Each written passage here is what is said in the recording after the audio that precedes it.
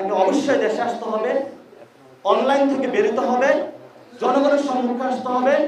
দেশ এখন স্বাধীন, জনগণের মধ্যে আইসা আওয়াজ তুলতে হবে। আমি একটি গণপরিষদ নির্বাচন করতে চাই, শেখ মুজিবের সংবিধান মানি না, নতুন একটি সংবিধান বানাতে চাই, তাহলেই জনগণ আবার আপনাকে বরণ করে নেবে। যদি ইতিহাস থেকে শিক্ষা না নেন, তাহলে সেই সুদূর প্রবাসে আপনাকে পড়ে থাকতে হবে। জিয়াউর রহমান 1978 সালে সামরিক ফরমান জারি করেছিলেন। 17 এপ্রিল সেখানে একটি সামরিক ফরমান জারি হয়েছিল। সেই ফরমানে যে লেখাগুলো ছিল, এর মধ্যে অন্যতম একটি জায়গা ছিল যে বাংলাদেশে একটি গণপরিষদ গঠন করা যায় কিনা। এটা গেজেটেড ফরমান। তো যখন আমাদের সামনে এই উদাহরণগুলো থাকে, আমি আপনাদেরকে একটু পড়ে শোনাচ্ছি। এটা মহিউদ্দিন সাহেবের যে বিএনপির সময় অসময় বইটাতে আছে। জিয়াউর রহমান 17 এপ্রিল 1978 দ্বিতীয় সামরিক ফরমানের দ্বাদশ সংশোধনী জারি করেন। এই আদেশের উল্লেখযোগ্য বিষয়ের মধ্যে ছিল রাজনৈতিক দলবিধি বাতিল করা এবং প্রকাশ্য রাজনীতির অনুমতি দেওয়ার ঘোষণা। আপনারা যারা সাংবাদিক বৃন্দ আছেন, এগুলো একটু ঘেটে আপনারা পাবেন ইতিহাসের মধ্যে। সংশোধনীতে আরো বলা হয়, সংবিধানের 4র্থ সংশোধনী বাতিল করা হবে। প্রত্যক্ষ ভোটে নির্বাচিত জাতীয় পরিষদ প্রথমে গণপরিষদ, পরে পার্লামেন্ট হিসাবে কাজ করবে। এটা জিয়াউর রহমান ফরমান জারি করেছিলেন। যে এই যে মূর্খ আবু জাহেল কথাটা বললো, ইতিহাস পড়াশোনা না করে, জিয়াউর রহমানের জীবন না জেনে জিয়াউর রহমানের পিছনে রাজনীতি করতেছেন, এই মূর্খদের উদ্দেশ্যে আমরা বলতে চাই যে এখনো সময় আছে। যদি বুঝেন, বোধোদয় না হয়, বোধোদয় জাগ্রত করার জন্য আমরা আছি। আর যদি না বুঝেন, আসেন, বোঝানোর চেষ্টা করব।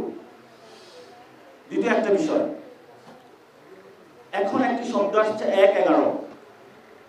1-11 কেন আসছে? কারণ বাংলাদেশের যে সিচুয়েশন, এই সিচুয়েশনের মধ্য দিয়ে সরকারি দল, বিরোধী দল একসাথে বসার কোনো পরিস্থিতি নাই। রাজনৈতিক দল, বহুদলীয় যে গণতন্ত্র বলা হচ্ছে, বাংলাদেশে কখনো বহুদলীয় গণতন্ত্র হয় নাই। যদি বহুদলীয় গণতন্ত্র হতো, তাহলে বাংলাদেশে 1-11 মতন পরিস্থিতি সৃষ্টি হতো না। একটি রাজনৈতিক দল যখন ক্ষমতায় যায়, সেই দল ক্ষমতার মধ্য থেকে এই সংবিধানের অধীনে জনগণের উপরে যত ধরনের অত্যাচার করার প্রয়োজন সে অত্যাচার করে। যখন জনগণ সংগ্রাম করে, তারা পালিয়ে যায়, বিরোধী দলের কোনো স্পেস থাকে না। এবং বাংলাদেশে যেই সরকার এসেছে, এই সংবিধান চালিয়েছে, অনুযায়ী দেশ চালিয়েছে, তারা বাংলাদেশ থেকে পালাতে বাধ্য হয়েছে। কেউ দিল্লিতে পালিয়েছে, কেউ লন্ডনে পালিয়েছে, আবার কেউ ইউএসএ পালিয়েছে। এগুলো তো ইতিহাস আপনারা জানেন, ইতিহাস তো নতুন কোনো কিছু না। তাহলে আমরা চাই বাংলাদেশের 18 কোটি জনগণের মধ্যে রাজনৈতিক দলের নেতৃবৃন্দ, কর্মীবৃন্দ, জনগণ বাংলাদেশের মধ্যেই থাকুক।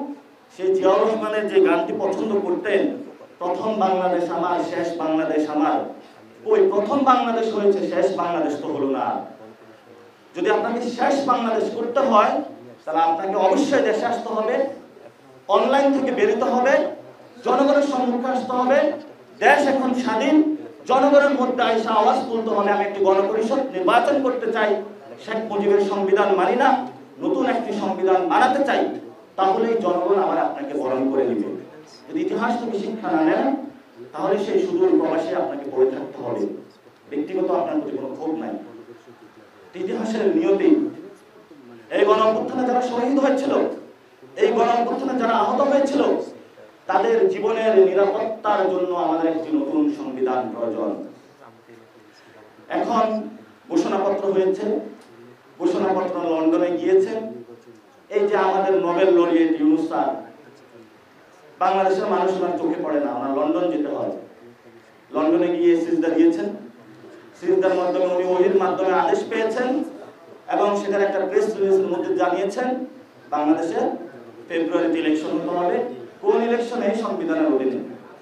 তারপরে সিজদা তো ঠিক হয় নাই, আপনার সিজদা দিতে হবে বাংলাদেশের জনগণের প্রতি, কারণ জনগণ আপনাকে বসিয়েছে, সে সিজদার মাধ্যমে আপনি সঠিক দিক নির্দেশনা পাবেন।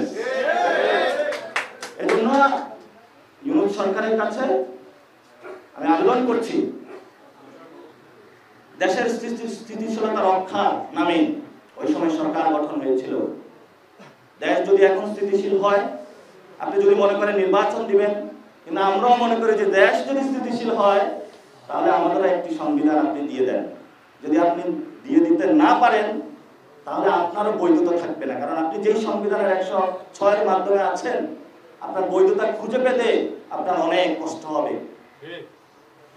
এই জন্য আমরা বলি, বর্তমান যে পরিস্থিতিগুলো চলছে, এনসিপি আমরা একটি জনগণের মধ্যে অর্গানাইজ করে ভবিষ্যৎ বাংলাদেশে নতুন একটি সংবিধানের জন্য মাঠে নামছি, এবং বাংলাদেশে গণপরিষদ যদি কোনো নির্বাচন হয় সেটা গণপরিষদ আগে নির্বাচন হতে হবে। দ্বিতীয়ত একটি বিষয়, আপনি জুলাই সনদ নিয়ে আমাদের মধ্যে কথা হয়েছে, দীর্ঘ আলোচনা হয়েছে ঐক্যমত্য কমিশনে। এখন তাদের বেহাল দশা, এটা কিভাবে বাস্তবায়ন করবে? কারণ তাদের বেহাল দশা এই জন্য, এক নম্বর হলো লন্ডনের সিজদা, আরেক নম্বর হলো ঐক্যমত কমিশনে যারা আছেন এরাও অনেক গোপনে হলো বিভিন্ন গুলশান, বিভিন্ন ক্লাবে যায় সিজদা দিচ্ছে। ফলত তারা জনগণের যে সিজদা দিতে হবে এটা বুঝতে পারছে না তারা। এই জন্য তাদেরকে প্রায়োগিকভাবে কিভাবে জুলাই সনদ বাস্তবায়ন হবে তারা দিশা খুঁজে পাচ্ছে না। তারা 1 মাস সময় বাড়িয়েছে। এজন্য বলি 1 মাস সময় বাড়ানোর প্রয়োজন নাই। আপনারা আসেন, আমাদের কাছে সমাধান আছে। বাংলাদেশে গণপরিষদ নির্বাচন হবে, নির্বাচনের মধ্য দিয়ে জুলাই সনদে যে এসেছে সংস্কার বিষয় এসেছে এগুলোর সমাধান হবে, এবং বাংলাদেশের কাম পার্লামেন্টটা হতে পারে, অথবা এই গণপরিষদ পার্লামেন্ট হিসেবে অ্যাক্ট করতে পারে, অথবা গণপরিষদ নির্বাচন হলো, এর মধ্য দিয়ে আমরা একটি নতুন সংবিধানের পথযাত্রায় যাচ্ছি, সাথে পার্লামেন্টও থাকলো। গণপরিষদ নির্বাচনের মধ্যে আইন তৈরি হলে সেটা পার্লামেন্টে অ্যাক্ট হিসেবে কাজ করবে। এতটুকু সহজ বিষয় একজন আমলা আপনি বুঝেন না, এত বড় রাজনীতিবিদ হয়েছেন আপনি বুঝেন না, আপনার জন্য ধিক্কার। বাংলাদেশের জনগণের মধ্য থেকে আমরা লড়াই করে যাব, এই ক্ষেত্রে এক চুল পরিমাণও আমরা ছাড় দিব না। জুলাই ঘোষণাপত্র হয়েছে, কতগুলো রাজনৈতিক দলের নেতাকে সামনে উঠানো হয়েছে ইউনূস স্যারের পাশে। আপনাকে রাজনৈতিক দলের নেতারা ক্ষমতায় বসায় নাই, আপনার বৈধতা হলো জনগণ। আপনার উচিত ছিল জুলাই ঘোষণাপত্র কোন রাজনৈতিক নেতৃবৃন্দকে শহীদদের সাথে রেখে আপনাকে জনগণ শহীদ ফ্যামিলি নিয়ে একসাথে দাঁড়িয়ে এই জুলাই ঘোষণাপত্র দেওয়া আপনার উচিত ছিল। আপনি জনগণের সাথে গাদ্দারি করেছেন, বেইমানি করেছেন, এটা ইতিহাসে লেখা থাকবে না। আপনাকে সুযোগ দিচ্ছি, এখনো সময় আছে, আপনার সামনে এখনো সময় আছে, আপনার সামনে সাথে জনগণ আছে, জনগণ আপনাকে বসেছে, এখনো জনগণের কাছে যান, জনগণকে জিজ্ঞাসা করেন, যারা তাদের কাছে ক্ষমা প্রার্থনা করেন, ভুল করেছি কিন্তু আমি আমাকে সংশোধন করতে চাই, আপনাদের হয়ে আমি একটি নতুন সংবিধান বানাতে চাই। বাংলাদেশের মানুষ 60% মানুষ সংস্কার চায়। বিএনপি 60%, সবগুলো দলের কর্মীবৃন্দ মিলে তো 60% হবে না। কোথায় থেকে তারা এই ধরনের রাজপালন করার সাহস পায়? আমি জনগণের হয়ে কথা বলছি। এই জন্য বলবো, যারা মূর্খ তাদের বোধোদয় হোক, যারা লন্ডনে সিজদা দিয়েছে তাদের সিজদার কেবলা পরিবর্তন করে জনগণের মুখে তাদেরকে সিজদার কেবলা করতে হবে। আমাদের বিভিন্ন জায়গায় এই যে আমাদের আর্মি ভাইরা, হাতে শুধু অস্ত্র থাকতে হয় না, মাথায় কিছু গিলু থাকতে হয়। না বুঝে সংবিধান, না বুঝে স্টেট, বিভিন্ন দেশ থেকে গিয়ে একটু ঘুরে ফিরে কিন্তু অস্ত্রের প্রদর্শনী থেকে কিছু অস্ত্র নিয়ে আসে, আর নিয়ে আইসা মাথায় গিলু না থাকার কারণে অস্ত্রটা চালায় জনগণের উপরে। কি অদ্ভুত একটা বাহিনী, কি অদ্ভুত গোয়েন্দা সংস্থা। আপনার মাথার মধ্যে যদি ন্যূনতম কমন সেন্স থাকতো, আপনি আয়নাঘর বানাইতে পারতেন না। ন্যূনতম কমন সেন্স থাকলে এই পরিস্থিতিতে আপনি একাকারের পায়তারা করতেন না। ন্যূনতম কমন সেন্স থাকলে আপনি 5 তারিখে রাজনৈতিক ব্যক্তিবৃন্দকে নিয়ে ওই ধরনের একটি সংকটের মুহূর্তে বাংলাদেশকে ঠেলে দিতে পারতেন না। আপনাদের হেলিকপ্টার দিয়ে শেখ হাসিনা পালিয়েছিল। আমরা ইতিমধ্যে রিপোর্ট পাবলিশ হয়েছে, যখন 5 তারিখে ভারতের বিভিন্ন জায়গায় স্বরাষ্ট্র পররাষ্ট্র ইন্টেন্স মোমেন্ট সেখানে চলতেছিল, শেখ হাসিনা তাদের কাছে আবেদন জানিয়েছিল, আমার দাদা বাবুরা অনেক সার্ভ করেছে, তোমার আমার জন্য একটা হেলিকপ্টার পাঠাও। দাদা বাবুরা বলল, কি সার্ভ করেছো, নিজের ক্ষমতায় তো থাকতে পারতেছ না, আমি অন্য কাউকে খুঁজে দিব, ন্যাশনালিস্ট ব্যানারের আড়ালে তোমার লাগবে না, সো আমি তোমার জন্য হেলিকপ্টার পাঠাইতে পারবো না।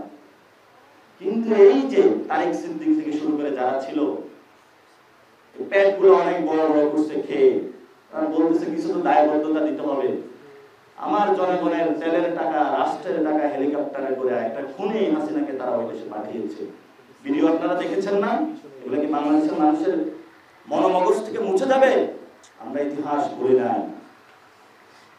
এখন আমাদের সামনে ভয় দেখানো হচ্ছে যে তোমাদেরকে মেরে ফেলবো, আর আমরা তো মরে গেছি, কিভাবে মারবেন?